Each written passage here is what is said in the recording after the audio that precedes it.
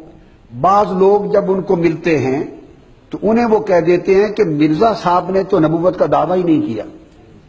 کسی کو کہہ دیتے ہیں مرزا صاحب نے مسیح موعود کا جیسا بندہ دیکھا یہ نکتہ سمجھ لیں، شاطرانہ چال ہے. اس نے اپنی کتابوں میں ہر جھوٹ بول رکھا ہے، بہت بڑی مکاری عیاری کے ساتھ ہر مواد موجود ہے. جیسا بندہ دیکھا اسی طرح کی بات کر دی اور کتاب میں اسی طرح کا مضمون نکال لیا. اس کے لیے ضروری ہے کہ اس پورے تصور کو ذہن میں رکھیں کہ مرزا غلام احمد قادیانی نے سٹیپ بائی سٹیپ ایک دعویٰ نہیں کیا، 12 دعوے کیے. کتنے کیے؟ اور ہر دعوے اس کی کتابوں میں ہیں. آپ میں سے کسی کو دیکھیں گے وہ کہیں گے جی ہم تو انہیں مجدد مانتے ہیں، اور انہوں نے بھی کہا تھا میں مجدد ہوں. یہ ہمارے اوپر جھوٹا الزام ہے، انہوں نے تو نبوت کا دعویٰ ہی نہیں کیا، اور وہ کتاب اٹھا کے اس کا دعویٰ مجدد ہونے کا دکھا دیں گے.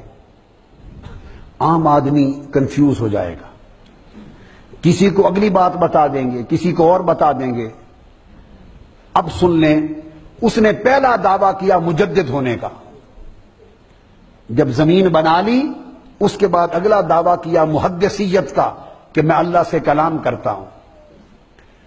اس کے بعد اگلا دعویٰ کیا مہدویت کا، یعنی میں امام محمد مہدی ہوں، جو حضرت مہدی علیہ السلام آنے تھے وہ میں ہوں. پھر جب یہ گراؤنڈ بنا لیا تو اگلے چند سالوں کے بعد دعویٰ کیا مسیحیت مسیح کا، اور کیٹیگوریکلی کہا کہ میں حضرت عیسیٰ مسیح نہیں ہوں، جو حضرت مسیح آنے تھے میں وہ نہیں، ان کی مثل ہوں، سیملر ٹو مسیح. جب اس کی گراؤنڈ بن گئی پھر دعویٰ کیا عین مسیح کا کہ میں عین وہی مسیح موعود ہوں جس کا وعدہ تھا حضرت عیسیٰ کا، میں عین عیسیٰ ابن مریم ہوں.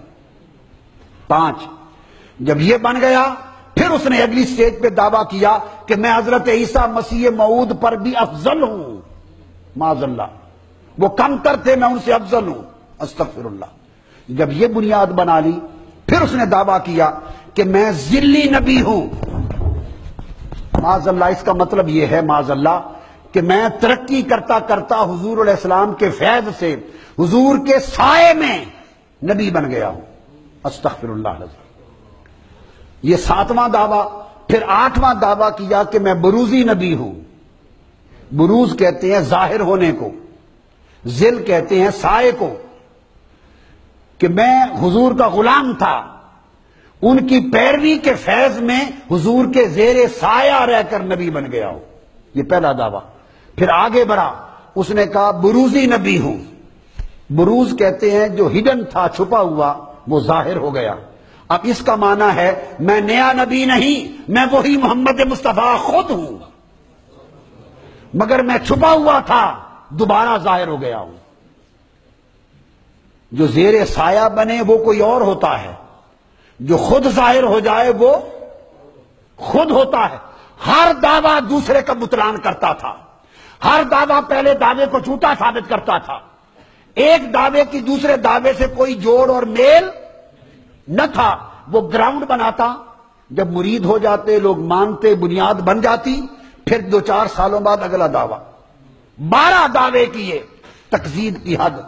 اس کے بعد اگلا دعویٰ کیا نامہ کہ میں نبی ہوں مگر غیر حقیقی نبی ہوں، میرا ٹائٹل نبی ہے، حقیقی نبی نہیں.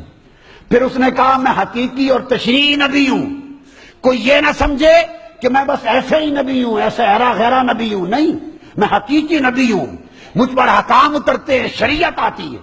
اس نے کہا کہ میں وہی شریعت اور احکام رکھنے والا نبی ہوں. میں یہ دعویٰ کیا 10واں.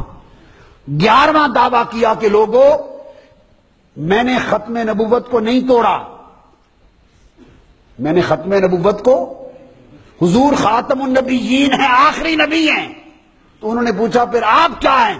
اس نے کہا میں محمد مصطفیٰ خاتم النبیین، دوبارہ دنیا میں آ گئے ہیں، میں وہی نبی ہوں، دوبارہ آ گئے. پہلے مکہ میں آئے تھے، اب قادیان میں آئے. استغفر اللہ. یہ اس کا 11واں دعویٰ تھا. کتنا؟ کہ خود محمد مصطفیٰ ہوں. سو اب میں خود خاتم الانبیاء ہوں. اس نے کہا میں خود خاتم النبیین ہوں. اور وہ جو آیت اتری تھی وہ میری شان میں اتری. یہ میں سب اس کی عبارتیں بتا رہا ہوں آپ کو.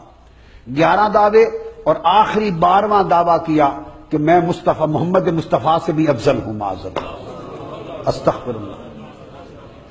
اللہ پاک لعنت کرے اس پر، اور لعنت کر چکا. ان سے بھی افضل ہوں.